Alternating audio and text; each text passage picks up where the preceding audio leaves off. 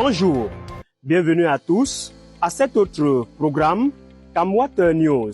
C'est un immense plaisir pour nous de vous retrouver. Aujourd'hui, nous allons parler du projet d'alimentation en eau potable qui sera bientôt implémenté dans la localité de Bacham, département des Bamboutos, région de l'Ouest Cameroun. En effet, la Kamwata et la commune de Bacham ont noué en date du 5 mai 2025 une convention de partenariat qui va permettre d'exécuter cet important projet pour assurer la desserte en eau potable dans cette partie du pays.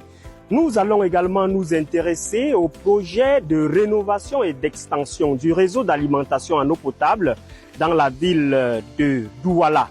Le cas des quartiers Bonaberi précisément à Mabanda, non loin d'Alpikam, à Oyak et à Nyala, où les soldats de l'eau se déploient au quotidien pour assurer la desserte en eau potable.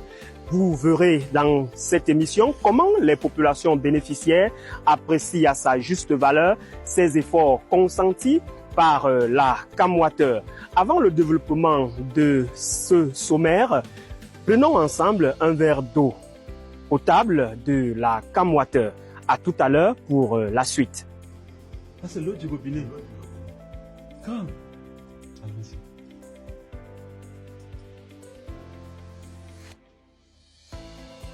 Projet d'alimentation en eau potable à Bacham, une lueur d'espoir pour les populations.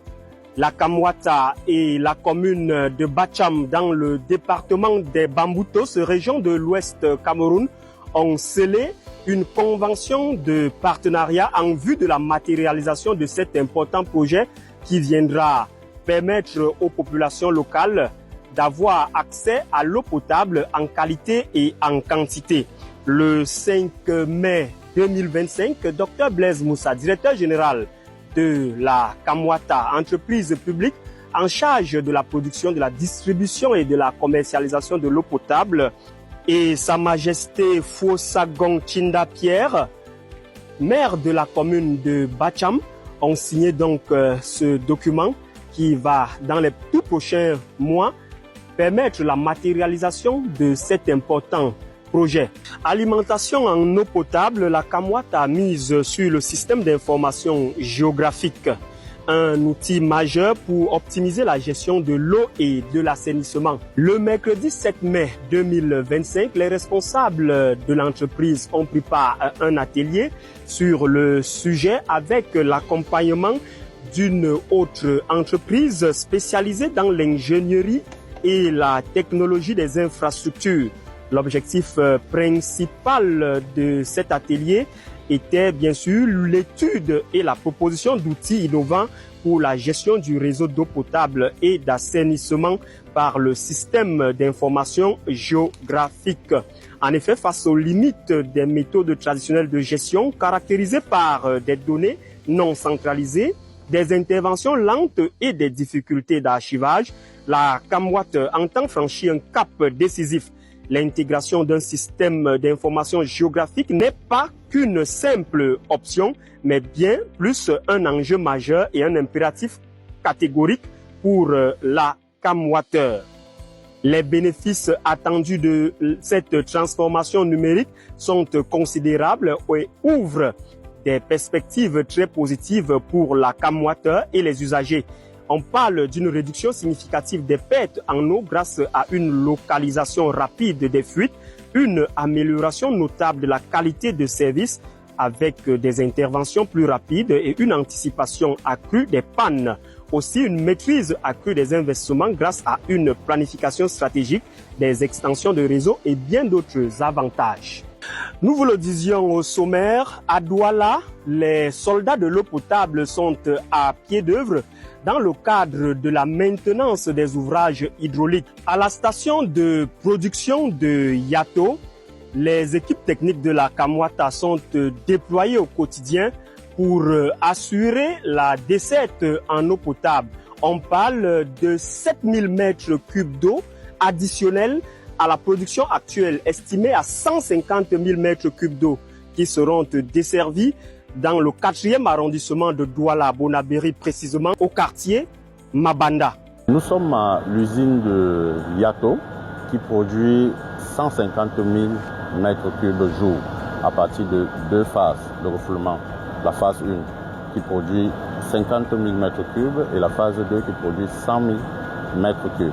Alors, monsieur le directeur général a instruit une série d'adaptations techniques et de modifications, d'améliorations qui sont reparties dans différents sites, partant du captage au refoulement. Là, nous sommes devant le refoulement en phase 2 où nous devons faire des réajustements pour avoir une capacité additionnelle de 7000 mètres cubes jour à injecter directement à Bonabéry. Ici au quartier Mabanda, comme vous pouvez l'apprécier en image, les populations sont heureuses et apprécient à sa juste valeur les efforts consentis par le top management de la CAM-Water. Il faut le préciser, Mabanda est un quartier du 4e arrondissement à Bonabéry qui accueille une importante population, parmi lesquelles les déplacés internes à la suite de la crise sécuritaire qui sévit dans les régions du nord-ouest et du sud-ouest. Nous sommes au carrefour Aladji où CAM-Water a réalisé un travail important. Je voudrais donc terminer en remerciant toute l'hierarchie de CAM-Water parce qu'on a passé 3 nuits ici pour ce travail. Et l'une de ces nuits a trouvé que le directeur général, le directeur régional, tous les ingénieurs de CAM-Water ont passé la nuit ici pour s'assurer que ce travail est assez difficile. Et je les félicite et je leur dis d'aller de l'avant. Pourquoi? Parce que aujourd'hui, le Cameroun a changé. On ne travaille pas seulement au bureau. Voilà pourquoi les ingénieurs, les directeurs, ils sont de temps pour descendre, voire de leur-même toucher de doigt les vrais problèmes qui minent les Camerounais. Donc je leur remercie beaucoup. Je leur demande de continuer comme ça pour que les autres sociétés qui sont dans notre pays puissent imiter aussi ces systèmes de travail. L'école communale de Mabanda a particulièrement bénéficié de ce nouveau projet qui a permis que l'eau coule dans les robinets. Ici, les jeunes scolaires s'amusent à travers des activités post-périscolaires, sachant qu'ils pourront s'abreuver à la bonne source de l'eau potable pour étancher la soif, ce qui permet aux principaux bénéficiaires de saluer le travail abattu par la CAM-Water. Autre lieu événement similaire, c'est au quartier Oyak et à Niala, dans le 3e arrondissement de Douala. Ici, le top management de la CAM-Water a donné des instructions pour que les équipes techniques de la direction régionale de Douala Agglomération assurent l'alimentation en eau potable au profit des populations locales. Pour rappel, ces travaux de maintenance des ouvrages hydrauliques, de rénovation et d'extension du réseau d'alimentation en eau potable dans la ville de Douala seront exécutés dans l'ensemble des quartiers. Il est prévu par ailleurs la mise sur pied de plusieurs forages pour assurer l'alimentation en eau potable et l'extension du réseau. Nous y reviendrons dans nos prochaines éditions. Mais avant, prenons encore un verre d'eau potable qui coule de nos robinets.